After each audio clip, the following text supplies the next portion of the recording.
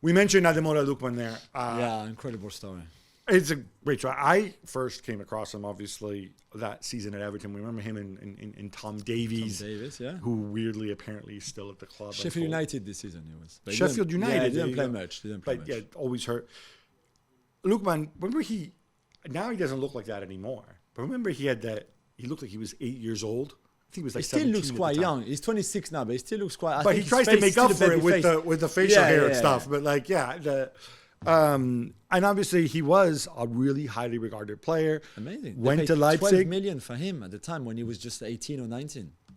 And it didn't work out. No. Came back. He had different stints. Obviously, I think he was at Leicester. He's found a home in Atalanta. Doesn't play all the time. When he does play, he contributes. I like the professional development. I like this. I was really touched afterwards. They had his they had his youth coach on the pitch being interviewed, and this is some big gruff looking guy, and like the guy's almost in tears. This is a reminder that there's no substitute for talent, and even if it loses its way, in the right environment, you can bring that back. Yeah, exactly. And this is his second season in Atalanta with Gasperini. Last season, remember, he had this incredible January to March where he scored like 10 in 10 in the league or something. Every time he was shooting on goal, he was scoring. And it's not always like that because I think he's a very good player, but not a world-class player, and I don't think he will ever be. But he's got that. He's not the Nigerian Neymar? I don't think he's the Nigerian Neymar. But that was Neymar-esque. Yeah. Him and Tapsoba, yeah? The third goal is amazing. The step over and the strike with his left foot.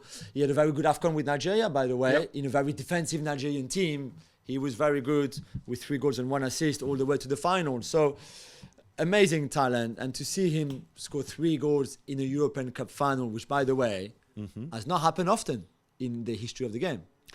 I sense a trivia question coming on.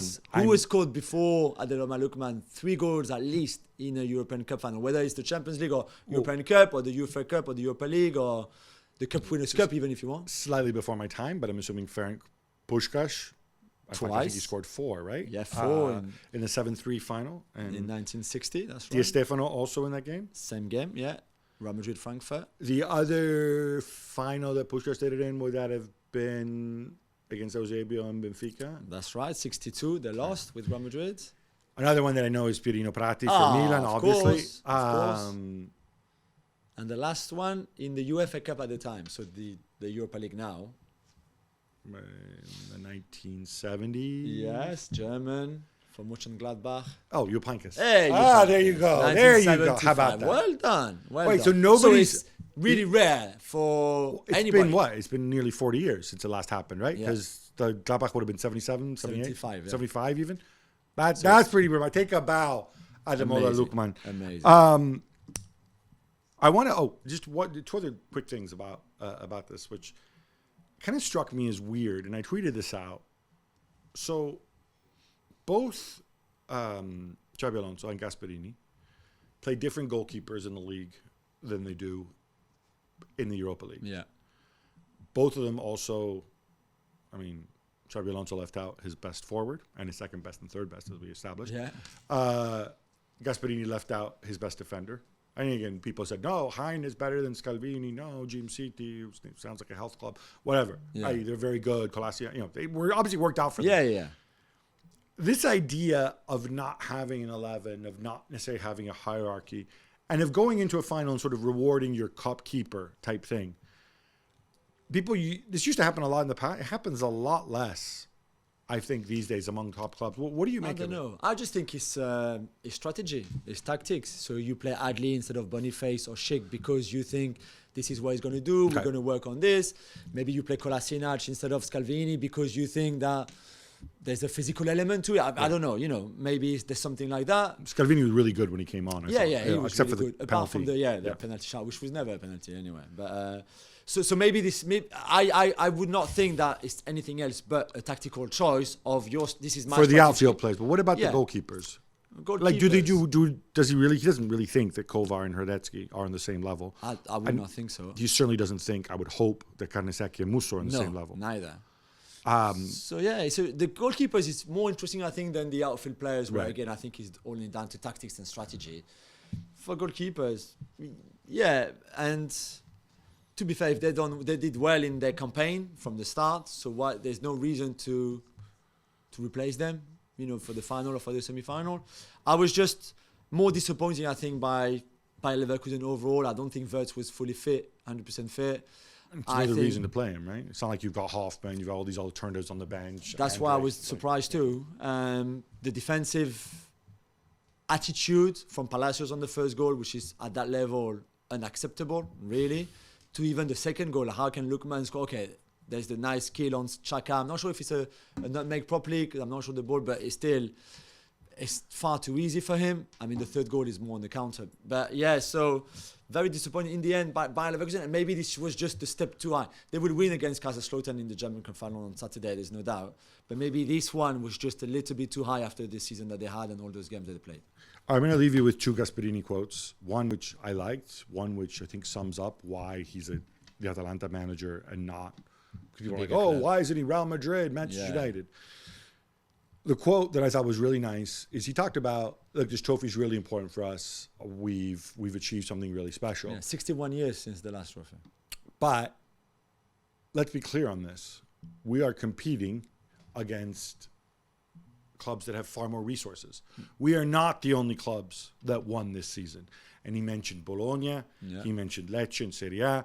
I would mention Brest, obviously, Stuttgart. It's I've said this before, but it's like the frog in the boiling pot of water. What does it mean? So Bayern won something. Fine. So what? Paris Saint-Germain backing their way. Bayern didn't win anything this year, which is remarkable. They won 12 in a row, right? Paris Saint-Germain backing. Like, who, if you ask that's true. Who won Ligue 1 this year?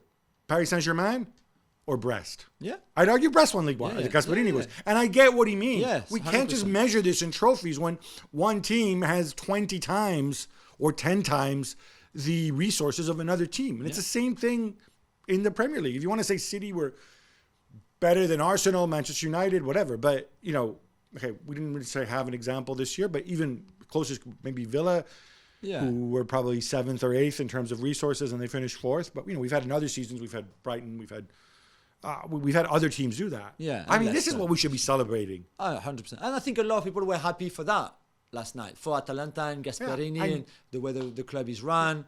No, but I'm glad he came out and said it. Yeah. Because on the flip side, much as I love Cholo Simeone, Atletico Madrid finishing 4th. I'm sorry, this is like you finishing last. How do you finish 4th? Really, but yeah. No, but seriously, when you've got 5x the next team down. Yeah, no, I know. The other Gasperini quote. Yeah, the quote that you didn't like. I like it. I was borderline.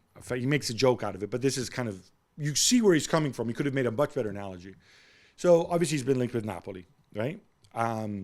Which I think would be a disastrous appointment. Yeah. Just simply because Gasperini can exist with his foibles and personality in a nurturing environment where people know how to handle him. You imagine him in Naples. Oh my God. With De Laurentiis. Oh. I mean, I would love to see it. I would love the documentary. Yeah, it's a popcorn. I mean, yeah.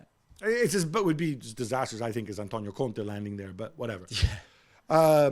But, obviously he's interested, he's asked about moving clubs and whatever.